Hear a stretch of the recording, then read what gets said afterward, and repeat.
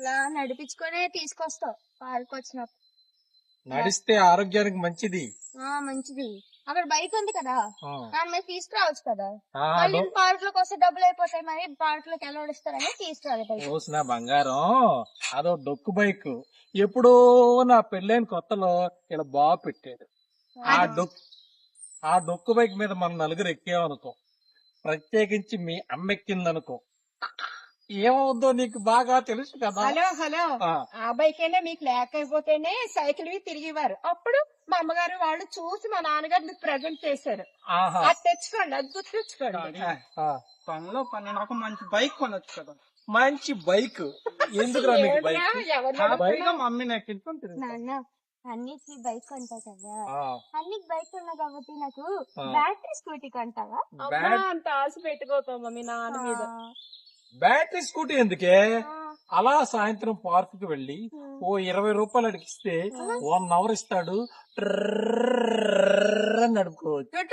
నడిపి అలా పడిపోయాను అనుకో, హాస్పిటల్ పెద్దగా వచ్చి. అందుకని బ్యాటరీ బైక్ వద్దు. ఇలాంటి అలా జరిగితేనే బాగుంటుంది. అదే కావాలని పడిపోతాను, హాస్పిటల్ తీసుకెళ్ళి. అబ్బో ఏం బాబు బైక్ గురించి మీ హాస్పిటల్కి వెళ్ళక్కర్లేదు, హాయిగా నడవండి. మీ నాన్న చెప్పి ఐఫోన్ అయినా కొనొచ్చు కదా. ఐఫోన్ వీడి కోరిక ఏమిటి? ఒరే ఐఫోన్ కొన్నాను అనుకో, ఏం చేస్తావు నువ్వు? వీడియోస్ అన్నా ఈ ఫోన్ లో చూసినా ఐఫోన్ లో చూసినా ఒకటేరా, నీకు ఇదే ఎక్కువ. మూసుకొని ఇది వాడుకో. బడ్జెట్ నువ్వేమి అడగొద్దు, అడుక్కో. మా ఫ్రెండ్స్ అందరూ పెద్ద టూర్ ప్లాన్ చేశారు. ఎక్కడికో తెలుసా? ఢిల్లీ, ఆగ్రా రమ్మన్నారు. నేను వెళ్ళిపోతాను. ఎంత అవుద్ది ఖర్చు?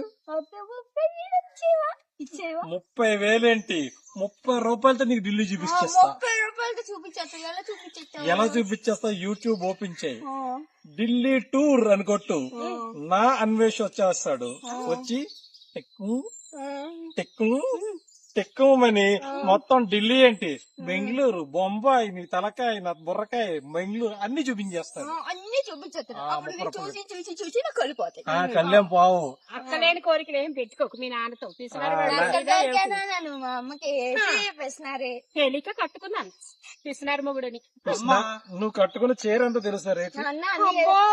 నీ మెడలో నగలంతా తెలుసా? ఈ చీర దగ్గర నీకు మెడలో హారం ఎంత తెలుసా? ఇదంతా మా పుట్టింటి వాళ్ళు పెట్టిందమ్మా, మీరు పెట్టింది కాదు. పుట్టింటి వాళ్ళు పెట్టిన పేరు మందే. ఎందుకు? నా వాచ్ కూడా మా అమ్మమ్మే కొన్నది, నా రిచ్ కూడా మా అమ్మమ్మే కొన్నది. కొనలేదు నాకు. పిచ్చిదానా, అసలు నువ్వు నిన్ను కనడమే నీకు పెద్ద గిఫ్టే. పెట్టేదో పైకి వెళ్ళిపోతాను, అన్ని తిరిగేస్తున్నట్టు. ఇంత గొప్ప ఫాదర్ కి అందమైన మదర్ కి ఈ పార్క్ కూడా ఏదో ఫ్రీగా పంపించేస్తారని తీసుకొచ్చేసి అంతా ఇలాగే మాటలతో కడుపు నింపేస్తూ ఉంటాడమ్మా మీ నాన్న. పార్క్ కి పాస్ ఫ్రీ కాబట్టి మార్చు, నాన్న బుద్ధినైనా మార్చు. ఏంట్రా ఏదో సలహా నువ్వును నాన్నని మార్చడం దరిద్రుడు. ఒరే అందుకేరా నీకు మా ఇద్దరు పోలికలు రాలేదు. గాడిద బుర్రవాడు నాన్నని మార్చాలంట.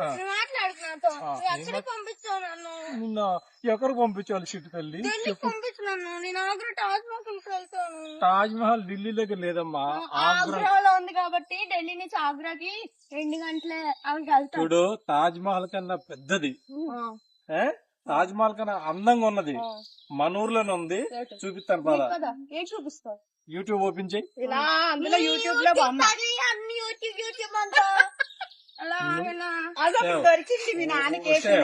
పైసా ఖర్చు లేదు, వెళ్ళాల్సిన బాధ లేదు, ఫుడ్ ఖర్చు లేదు, ఏ ఖర్చు లేకుండా హాయిగా ఇంట్లో కూర్చోండి మీ అమ్మ వేసిన పకోడీ తింటూ చక్కగా అన్ని చూసుకోవచ్చు కదా. మా ఫ్రెండ్స్ అందరూ నెట్ఫ్లిక్స్ లో మూవీ చూస్తున్నారు.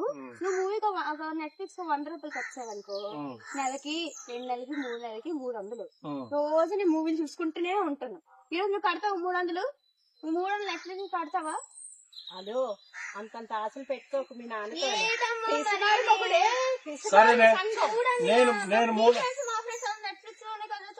నేను 300 పెట్టి నెట్ఫ్లిక్స్ సబ్స్క్రైబ్ తీసుకుంటాను. మీ అమ్మనే ఓ 30,000 పెట్టి స్మార్ట్ టీవీ పుట్టించుతాం మనం. ఇంత పెద్ద బానే అప్పుడు హ్యాపీగా 300 పెట్టి నువ్వు సినిమాలు చూడొచ్చు, మీ అమ్మని నేను తీసుకుంటూ కూర్చోవచ్చు. చూడండి వీళ్ళు బాగా ప్లాన్ చేసుకుంటున్నారు, మనకు మాత్రం ఏ గట్టి ఉండదు. గాడిద గుడ్డు పార్క్ తీసుకురావడం మీకు చాలా ఎక్కువ. మోసుకొని వచ్చే తీసుకొచ్చా Free pass. ఇక్కడ ఉంది కాబట్టి తీసుకొచ్చా, ఫ్రీ పాస్లు ఆ కాబట్టి. బండి మీద తీసుకొచ్చా, బండి ఎవరు మా మమ్మల్ని కొన్నారు కాబట్టి తీసుకొచ్చా. ఇవాళ వర్షం ఎందుకు వచ్చింది అనుకుంటున్నావు? ఎందుకు వచ్చింది? ఇగో మీ నాన్న పార్క్ తీసుకొచ్చింది మొన్న. పెద్ద పార్క్ తీసుకొచ్చాడు, తిప్పట్లేదు మరి. అది మరి అది కూడా పెద్ద సరే కానప్పుడు సరే, నాకు. వెళ్ళేటప్పుడు మీ నలుగురికి చక్కగా చక్కగా బ్రహ్మాండంగా ఏ? బయట పెద్ద హోటల్ ఉంది, ఆ హోటల్ ఎదురుగా పానీపూరి ఉంది, ఇప్పిస్తాను, వచ్చేయండి. నాకు పానీపూరి నచ్చదనే కదా నువ్వు పానీపూరి కొంటాను అంటున్నావు. హోటల్లో భోజనం పెట్టి హోటల్ హోటల్ అంటే హోటల్ తీసుకెళ్ళిపోతావు. మా నాన్న బంగారం అన్నాడు, మా నాన్న వెండి కూడా కాదు. చూడు, ఆ హోటల్ ఎదురుగాను ఓ పెద్ద బంగారం షాప్ ఉంది, ఎప్పుడైనా చూసారా మీరు? ఆ బంగారు షాప్ లో పెద్ద పోస్టర్ ఉంటది, ఆ పోస్టర్ లో ఒక వ్యక్తి నవ్వుతూ ఉంటాడు. ఆయన ఏం చెప్పాడు తెలుసా?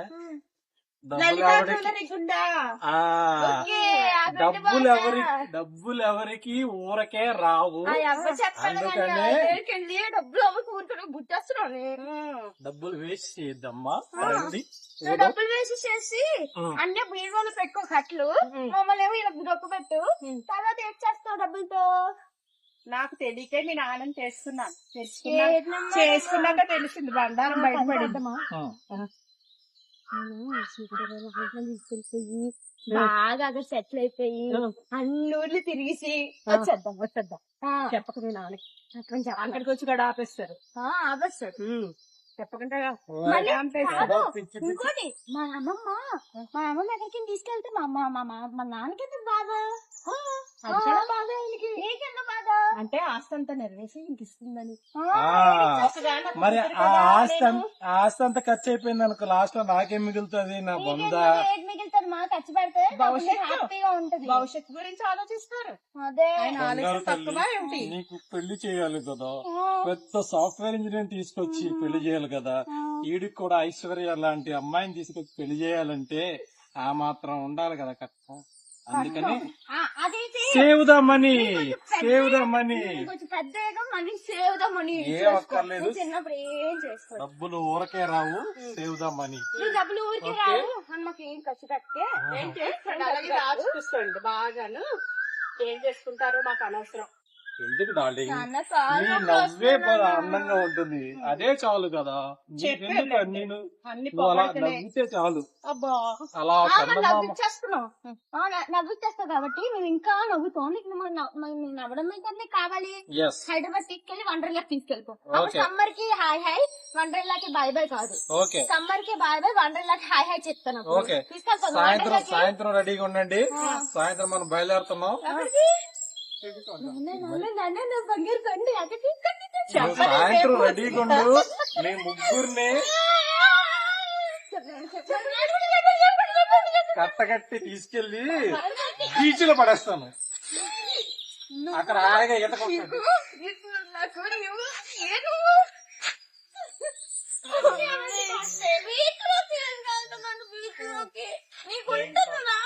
నాన్నతో పెట్టుకునే కన్నా మానేంటి ఎప్పుడు ఏమి చెయ్యరు.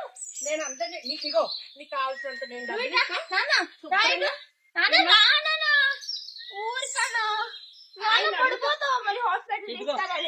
హాస్పిటల్ తీసుకెళ్ళాలి. నేనే పడేస్తాను. పార్క్ తీసుకొచ్చాను, ఫుల్ గా ఎంజాయ్ చేయండి. బయటకు ఎన్ని రోజులు పడుతుందమ్మా?